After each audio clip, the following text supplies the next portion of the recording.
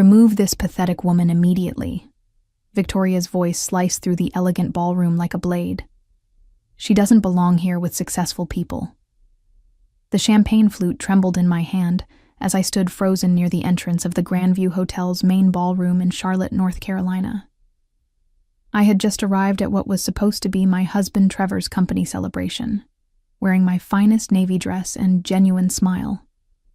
Instead, I found myself witnessing a conversation that shattered everything I thought I knew about my 20-year marriage. "My name is Simone Delgado. I'm 48 years old, and I had just discovered that my husband's business associates, and apparently his mistress, saw me as nothing more than dead weight." Victoria Sterling, a blonde woman in her 30s with sharp features and an even sharper tongue, continued her performance for the small crowd gathered around her. "That's the worthless wife who holds Trevor back," she announced with practiced cruelty, gesturing in my direction without even looking at me. "If he had any sense, he would have divorced her years ago. She contributes absolutely nothing to his success." The group around her included several faces I recognized from Trevor's office, people who had smiled at me during company picnics and holiday parties. Now they nodded along with Victoria's assessment, their expressions ranging from amused to uncomfortable. I felt my cheeks burn with humiliation, but something deeper stirred within me. These people had no idea who they were talking about. Trevor appeared at Victoria's side, his arm sliding possessively around her waist. In that moment, watching him pull her close while she continued to mock me, I understood that this wasn't just office gossip or a momentary indiscretion. This was a woman who felt comfortable enough to publicly humiliate his wife while he stood there and allowed it. "Simone shouldn't even be here," Trevor said quietly, though not quietly enough. "This is a business event." His words hit me like a physical blow. 20 years of marriage, and he spoke about me as if I were an unwelcome intruder at his success. The irony was so bitter I almost laughed. If only they knew the truth about who really funded Trevor's rise to prominence, who had been the silent partner behind every major deal, every expansion, every triumph they were celebrating tonight. I set down my champagne flute on a nearby table and walked calmly toward the exit.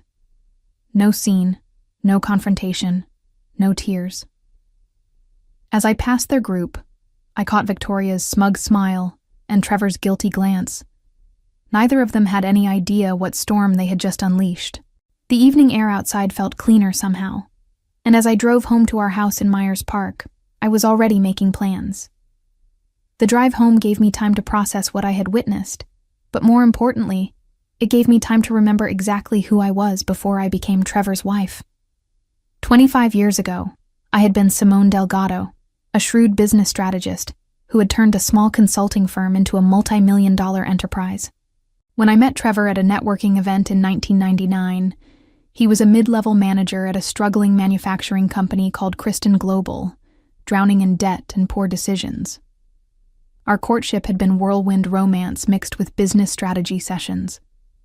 Trevor was charming, ambitious, and desperately in need of someone who understood how to navigate complex financial waters. I found his enthusiasm endearing and his potential undeniable. When we married in 2004, I made what I thought was a romantic gesture. I quietly invested $12 million of my own money into Kristen Global, purchasing a 30% stake through a shell company I controlled. Trevor never knew the full extent of my involvement. He believed the mysterious investor who had saved his company was some faceless hedge fund. I preferred it that way initially, thinking our marriage should be built on love rather than business obligations. Over the years, as Kristen Global grew from a failing manufacturer into a successful logistics and supply chain management company, I continued to funnel strategic advice and additional capital through intermediaries. My own consulting business, Velwick Solutions, continued to thrive independently. I had built a client base that included Fortune 500 companies seeking guidance on mergers, acquisitions, and corporate restructuring. The work was demanding but fulfilling, and it generated more than enough income to support both my lifestyle and my secret investments in Trevor's company. Looking back now, I realized how naive I had been to think Trevor would value my contributions once he discovered them. Instead, he had grown increasingly dismissive of my work over the years, referring to my consulting as playing office, and suggesting I should focus more on supporting his career. The most painful part was how he had begun to believe his own revised history, where his success was entirely self-made. As I pulled into our driveway, I noticed Trevor's Mercedes was still absent. He was probably still at the celebration, basking in praise for achievements that my money and strategic guidance had made possible. Victoria was likely still there too, playing the role of the supportive companion she believed she was destined to become. I unlocked the front door and headed straight to my home office. 20 years of marriage were about to end, but not before I reclaimed everything that was rightfully mine. Trevor had made a critical error tonight.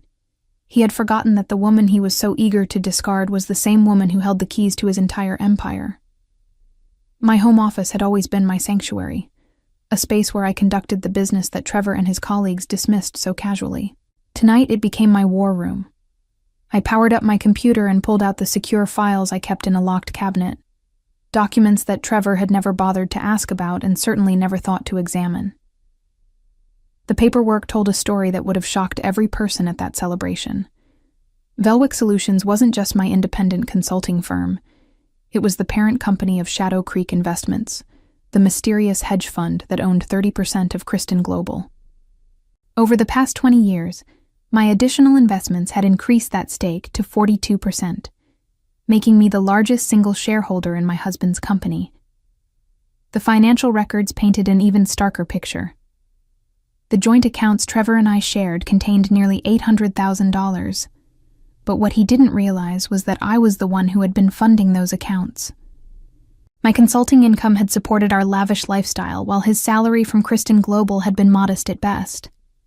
Even his recent bonus, the one they were celebrating tonight, existed because of cost-saving strategies I had anonymously provided through my business contacts. I opened my laptop and began accessing our shared financial accounts. The first step was simple. I transferred every dollar from our joint checking and savings accounts to my personal business account. $837,000 moved with a few keystrokes. Trevor's personal account contained about $15,000, money from his most recent paycheck. Next, I called Harrison Webb, my corporate attorney, despite the late hour. Harrison had handled my business affairs for over 15 years and was accustomed to urgent situations. "Simone," he answered on the second ring. "This is unexpected. Is everything all right?" "Harrison, I need you to prepare immediate paperwork for several actions. First, I want to divest my stake in Kristen Global effective tomorrow morning. All 42%. I want it sold to their primary competitor, Draythorn Industries." There was a pause. "That's a significant decision. May I ask what's prompted this?" "My marriage is over, and I'm removing myself from all business entanglements with Trevor. He's made it clear he doesn't value my contributions, so I'm withdrawing them completely." "Understood. Draythorn will likely jump at the opportunity to acquire that stake. It would give them considerable leverage over Kristen Global's operations. What else do you need?" "Cancel the Meridian project contract. Velwick Solutions was set to provide consulting services worth $2.5 million to Kristen Global next quarter. I want that agreement terminated immediately. Consider it done. Anything else?" "Yes. I want divorce papers prepared and served tomorrow afternoon. I'll email you the details, but I want this handled quickly and efficiently." After ending the call, I sat back in my chair and allowed myself a moment of satisfaction. In the span of 30 minutes, I had effectively dismantled the financial foundation of Trevor's life. Tomorrow, he would discover that his mysterious investor had been his wife all along, and that same wife had just handed his biggest competitor the power to destroy everything he had built. The next morning arrived with unusual clarity. I had slept better than I had in months, which surprised me given the magnitude of what I had set in motion. By 7 a.m., I was dressed in one of my sharpest business suits and reviewing the final paperwork Harrison had sent over during the night. Everything was in order, the divestment papers, the contract cancellations, and the divorce filing. My phone had been buzzing since 6 a.m. with missed calls from Trevor, but I ignored them. He would have discovered the empty bank accounts by now, probably when his morning coffee purchase was declined. I imagined his confusion turning to panic as he checked our joint accounts online and found them completely drained. At exactly 9 a.m., my phone rang with a call from Gerald Morrison, the chief executive officer of Kristen Global. Gerald had always been polite to me at company functions, though he had never suspected my true role in his company's success. "Simone?" Gerald's voice was strained. "I need to speak with you urgently. Could you come in today?" "Of course, Gerald. Is everything all right?" "We've received some unexpected news this morning. It concerns the company's ownership structure. Trevor is here, and frankly, we're all quite confused about some developments." I checked my watch. Harrison would have submitted the divestment paperwork to Draythorn Industries at market opening. By now, Kristen Global's leadership would be learning that their largest investor had sold their stake to their primary competitor. "I'll be there within the hour," I said. The drive to Kristen Global's headquarters gave me time to prepare for what would undoubtedly be a confrontational meeting. I had spent 20 years watching Trevor take credit for successes that my money and guidance had made possible. Today, he would learn the truth about who had really been running the show. When I arrived at the sleek downtown office building, Trevor was waiting in the lobby, his face flushed, and his usually perfect hair disheveled. The moment he saw me, he rushed over. "Simone, what the hell did you do?" he demanded, his voice echoing in the marble-lined space. "The bank accounts are empty, and Gerald is saying something insane about our primary investor selling to Draythorn. This has to be some kind of mistake." I looked at him calmly. "There's no mistake, Trevor. I emptied our accounts because they were funded by my income, and I sold my stake in Kristen Global because I no longer wish to be involved with the company." His face went pale. "What are you talking about? Your stake? You don't own any part of Kristen Global." "Actually, I owned 42% until this morning. Shadow Creek Investments, the mysterious hedge fund that saved your company 20 years ago, that was me, Trevor. Every major capital injection, every strategic decision that turned this company around, that was my money and my guidance." Trevor stared at me as if I had spoken in a foreign language. "That's impossible. You're a consultant. You don't have that kind of money. I built Velwick Solutions into a multi-million-dollar firm before I met you. While you were struggling as a mid-level manager, I was already successful. I invested in your company because I believed in you, and I continued to support it because I thought we were partners. Last night, I realized how wrong I was. Security guards were approaching, probably called by someone who had noticed our increasingly heated conversation in the lobby. Trevor grabbed my arm, his grip tight enough to bruise. "You can't do this to me," he said desperately. "Victoria was just talking last night. She didn't mean anything by it. This is my company." I pulled my arm free. "No, Trevor. It was my company.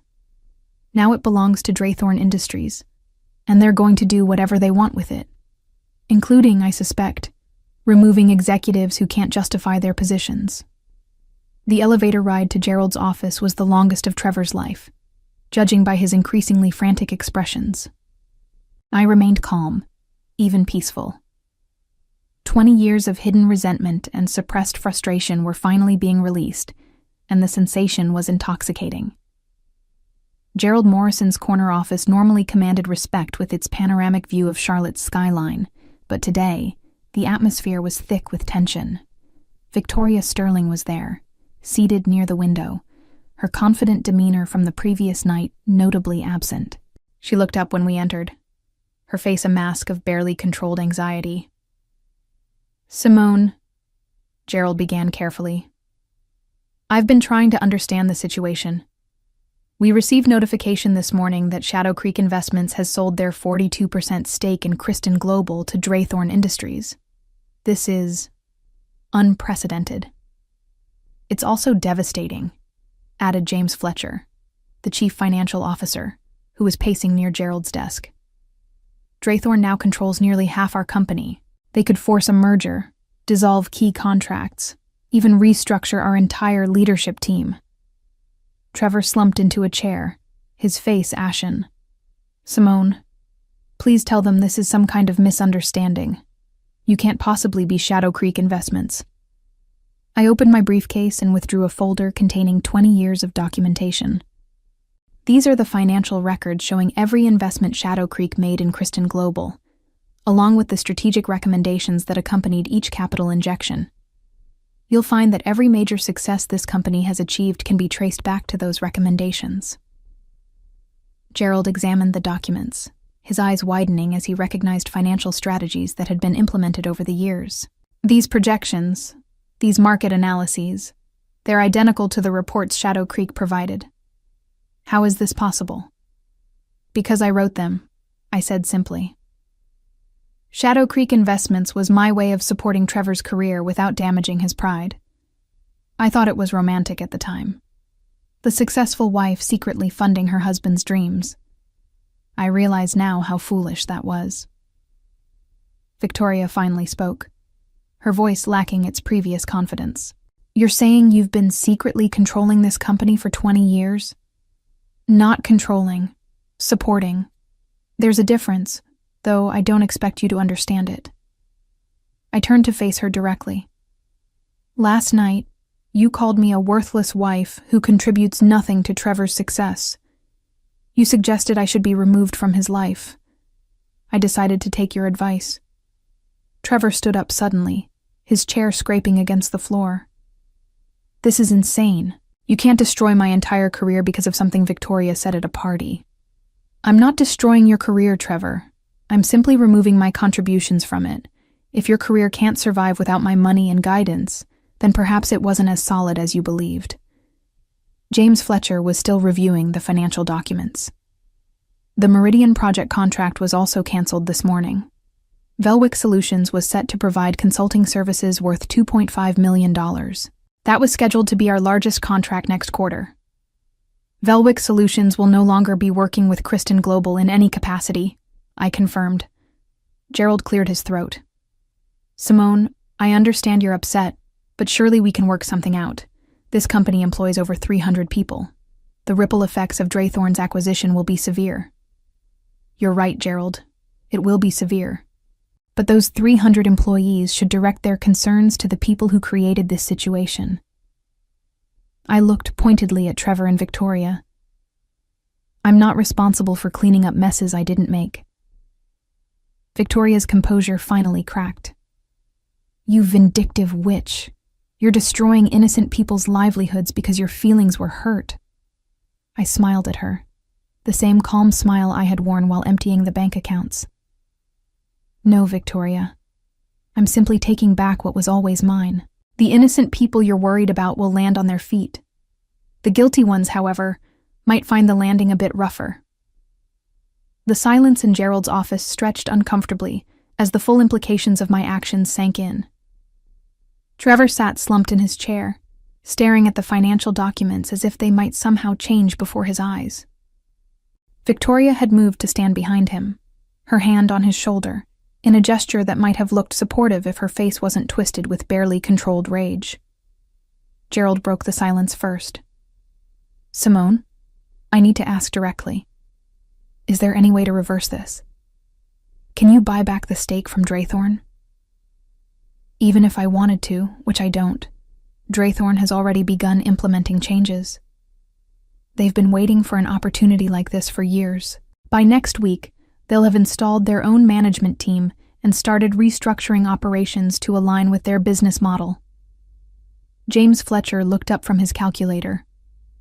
Without the Meridian project contract and with Draythorn controlling our operations, we're looking at potential layoffs within the next 60 days. The numbers don't work anymore. Trevor finally found his voice. Simone, please. I know last night was terrible, but this affects everyone. These people are innocent. Are they? I asked calmly. Let me read you something.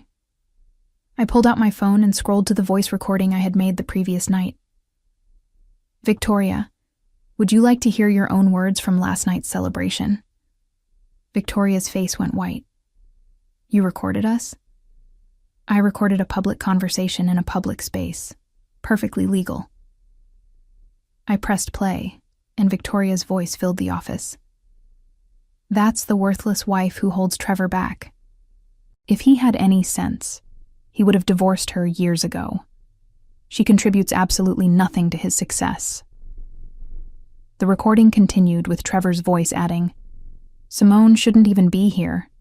This is a business event. Gerald's expression darkened as he listened. James Fletcher shook his head in apparent disgust. These were their colleagues hearing for the first time exactly how Trevor and Victoria had spoken about me in front of the entire leadership team. I also have recordings of several other conversations from that evening, I continued. Conversations where various employees discussed how I was dead weight and how Trevor would be better off without me. Apparently, this sentiment has been building for quite some time. Trevor stood up abruptly. Those people don't know what they're talking about. They don't understand our situation. You're right, Trevor. They don't understand that their jobs existed because of my money. They don't understand that their bonuses were paid with profits generated by strategies I developed. They don't understand that the dead weight they were mocking was actually the foundation holding up their entire company. Victoria stepped forward, her earlier fear replaced by desperation. Look, maybe I said some things I shouldn't have. I was drinking, and the conversation got out of hand. But you can't destroy an entire company because of one stupid comment. One comment? I laughed, and the sound was not pleasant. Victoria, you've been poisoning Trevor against me for months. You've been positioning yourself as his future wife while publicly humiliating his current one. Last night wasn't an isolated incident. It was the culmination of a pattern. I gathered my papers and stood to leave. I'll be serving divorce papers this afternoon, Trevor. I suggest you find a good attorney, though I'm not sure how you'll pay for one. Your salary from Kristen Global will likely disappear when Draythorn restructures, and as you'll discover, all of our other assets were purchased with my money. As I reached the door, Trevor called out desperately, What about the house? What about our retirement accounts? I turned back one final time. The house is in my name. The retirement accounts were funded by my income. You'll find that very little of what you considered ours was actually legally yours. I paused, letting that sink in. You might want to call Victoria's parents. I suspect you're going to need somewhere to stay. I was back home by 11 a.m., and the sense of liberation was overwhelming. 20 years of suppressed frustration and hidden resentment had been released in the span of 18 hours, and I felt lighter than I had in decades. My phone had been ringing constantly since I left Gerald's office, but I ignored every call. The house felt different now, not like a shared space I had to navigate diplomatically, but like my sanctuary. I walked through each room, mentally cataloging what belonged to me and what Trevor might try to claim. The artwork, the furniture, even his precious home theater system, all purchased with my income, while he contributed his modest salary to what he believed were our joint expenses. At noon, Harrison Webb called with an update. The divorce papers have been served. Trevor was still at his office, apparently in meetings with Draythorn representatives. The process server said he looked quite shaken when he received them. And the financial separation? Complete. Every asset purchased with your income has been legally secured. Trevor's personal possessions are limited to his clothing, his car, and about $15,000 in his personal checking account. Everything else belongs to you. I poured myself a glass of wine, a 2015 Bordeaux that cost more than Trevor's monthly car payment, and allowed myself to savor the moment. For 20 years, I had been the silent partner, the hidden supporter, the woman behind the man. Now, Trevor would discover what life looked like without that support. My phone buzzed with a text message from an unknown number. This isn't over. You've made a huge mistake. I recognized Victoria's vindictive tone even in text form. I typed back, You're right. It isn't over. It's just beginning. Then I blocked the number and settled into my favorite chair to watch the afternoon unfold. At 3 p.m., I heard a car door slam in my driveway. Through the window, I watched Trevor stumble out of his Mercedes, his face flushed, and his movements unsteady. He had been drinking, probably at some downtown bar after receiving the divorce papers. Victoria emerged from the passenger seat, her designer heels clicking frantically on the pavement as she tried to keep up with his erratic pace. Trevor began pounding on the front door. "Simone, open this door right now. We need to talk." I remained seated, calmly sipping my wine and watching through the security camera feed on my phone. Trevor's desperation was evident in every gesture, every shouted demand. This was a man who had just realized that his entire life had been built on a foundation he never understood.